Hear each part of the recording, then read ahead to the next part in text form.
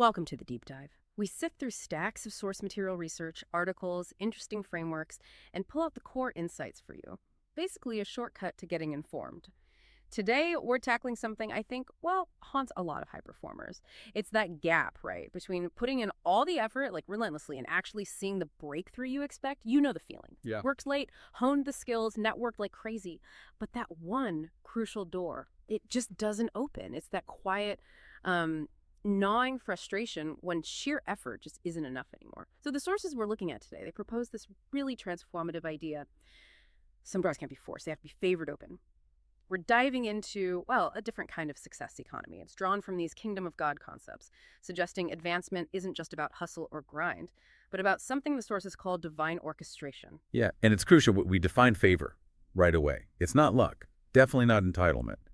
The sources define it as this unseen current, maybe an invisible advantage. Think of it like an edge, something that pushes you, further than your qualifications alone might take you. Faster than your plans, higher than maybe pure merit gets you. Is that X factor, the thing no resume can replicate and no system can deny. Okay, whoa. Let's unpack that. An invisible advantage. So, should we just stop trying? Stop the hustle, fold our hands, and wait?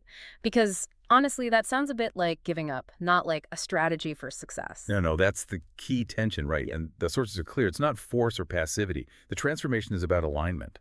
Divine favor doesn't cancel out your responsibility. It actually accelerates it. That's the intersection we're exploring.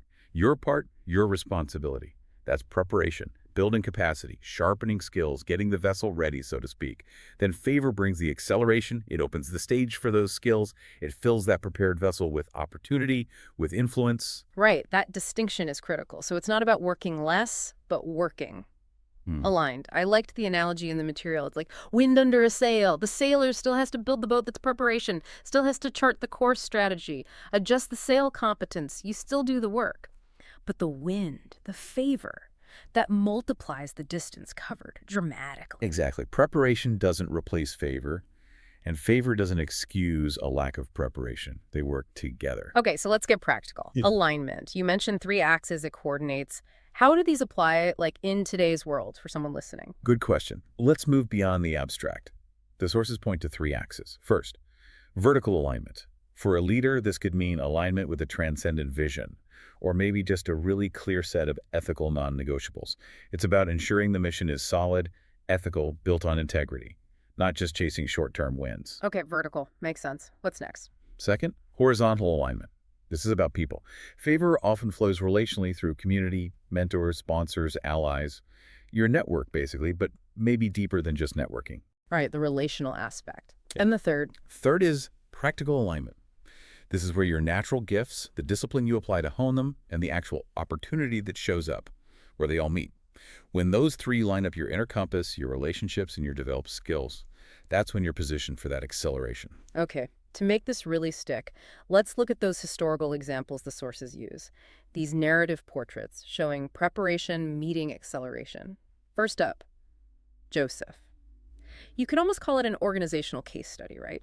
He's thrown into what the sources call the curriculum of obscurity, pit, prison. Talk about hidden seasons. But that's where he honed his administrative skills, his integrity, leading from the margins. His preparation was faithfulness when nobody was watching. Exactly. So when favor hit, when Pharaoh needed someone, Joseph didn't need a crash course in crisis management. He was ready, instantly, ready to manage a massive famine relief operation. Favor accelerated what faithful service had already built. Such a powerful example. Then there's Esther. Her preparation was there. Intelligence, capability, beauty, which positioned her in the royal court. That was the initial favor, the access. Right. But the favor wasn't a safety net. When the crisis came, she still needed immense courage and wise strategy. And crucially, she listened to her mentor, Mordecai. Her favor demanded action, personal risk, and smarts to bring about deliverance for such a time as this. Preparation met courage, activated by favor. Got it. And the third one, Daniel. He's operating deep inside a hostile foreign empire. Talk about a dissonant environment. Yeah, and his consistency was key. That daily prayer rhythm, his unwavering commitment to integrity, the excellent spirit the text mentions, that built incredible institutional credibility over time. He became indispensable, even to kings who didn't share his faith. So his preparation wasn't just statecraft, it was his daily character, his consistency. That earned trust and ultimately divine vindication when things got tough. He was the reliable point in an unreliable system. hmm Those stories really illustrate alignment in action. But now let's flip the coin. Let's talk about the opposite, relying purely on force. The sources call this the Babel complex. The Babel complex. Okay.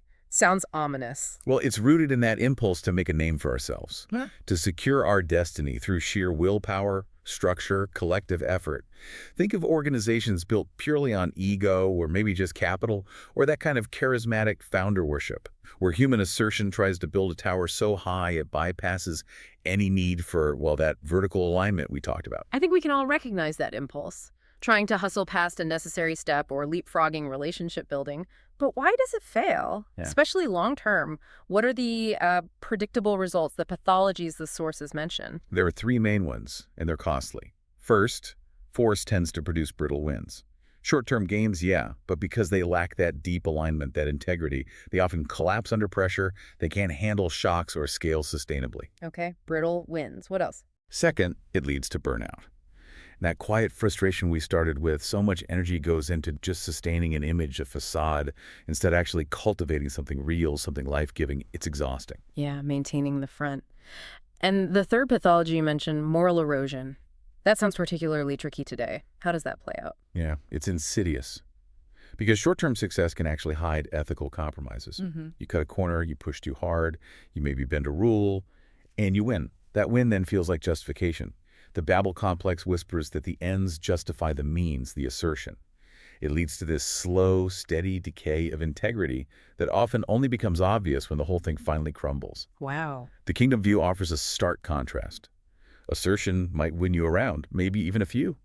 But alignment wins seasons. It builds something lasting. Okay, this is the point where we bring it home for everyone listening. How do we actually shift? Move away from that exhausting striving, that Babel energy, and start positioning ourselves for these favored open doors. We pulled 5 actionable steps from the material, sort of an alignment playbook. Let's start with one that feels countercultural. Relational capital. Favor moves through people, mentors, sponsors, connectors. The sources say network sacrificially. But how do you do that without just being taken advantage of, especially in tough environments? That's a fair question. Sacrificial networking isn't about being a doormat. It's about intentionally providing value, help, connections before you need anything in return, building genuine trust and a reputation as someone who helps others succeed. It's investing in the relationship equity, not just looking for a transaction. Then, when you do need help, that trust, that relationship, often becomes the channel for favor. Okay, investing before withdrawing makes sense. Next, preparation and competence. We hit this earlier. Diligence is key. But what's the line between diligent preparation and that anxious striving we're trying to avoid? It's the heart behind it. Diligence versus idolatry. Favor, remember, multiplies competence that is already present. It doesn't magic skill out of nowhere. So the sources talk about a sanctified hustle. It's intense work, yes, diligent, focused, but it's done without that anxious grasping for immediate results, without making the outcome an idol. You do the work faithfully because it's yours to do, not because you're trying to force tomorrow's door open today. Okay, diligence without the desperate edge. That leads nicely to the internal piece. Internal posture, humility, the idea that favor flows to the humble. How does a leader today actively cultivate daily dependence? That sounds abstract. It's about shifting focus, seeking alignment more than just outcomes, practically. It could mean keeping short accounts, maintaining a clear conscience, removing obvious barriers to relational and vertical favor, and consciously recognizing that true acceleration comes from something beyond just your own effort. Maybe it's as simple as starting key tasks or meetings by pausing to ask, what's the real purpose here, before rushing into execution? Seeking clarity first. Purpose over execution initially. I like that. Okay, 4th point. Discernment. Praying not just for open doors, but for the wisdom to know which doors to walk through. What happens when the wrong door opens, maybe with a lot of fanfare? Ah, yes. That's a huge test. Discernment helps you tell the difference. Is this open door leading to destiny, that place where your gifts, discipline, and opportunity really align? Or is it just movement? Maybe even a distraction that looks like success. Not all progress is true alignment. So how do we get better at discerning? Any tools? The sources mention one practical tool, the 72-hour humility rule. For major decisions, big leaps. Intentionally seek trusted counsel and then pause. Give it 3 days before committing. That space allows wisdom, counsel, maybe prayer, to temper impulse and the pressure to just act. It lets discernment catch up with assertion. 72 hours. That's practical. Okay, what's the final step? The final step really wraps it all up. It's about the fundamental shift inside us. Trading that constant exhausting pressure of striving for the peace that can come with supernatural acceleration. The goal isn't ultimately to achieve everything by sheer force. It's to advance through faith, through alignment. That's a powerful reframing. Trading pressure for peace, striving for, well, aligned advancement. The world definitely seems to reward the loud, forced effort. But this suggests the deeper satisfaction, the sustained breakthroughs come from that quieter, diligent alignment. Exactly. And that leads us perfectly into the final thought we want to leave with you today. Yeah. If you're listening and maybe you feel like you're in one of those waiting periods, you feel prepared, diligent, but the door is just shut. Hear this. That waiting room isn't necessarily punishment. It might be God's workshop. If you're in a season of obscurity feeling hidden, that time is likely not wasted. So the question to ask yourself is, what capacity is being built in you right now so that when favor does come, you'll be ready not just to be a spectacle, but to be a good steward of that opportunity?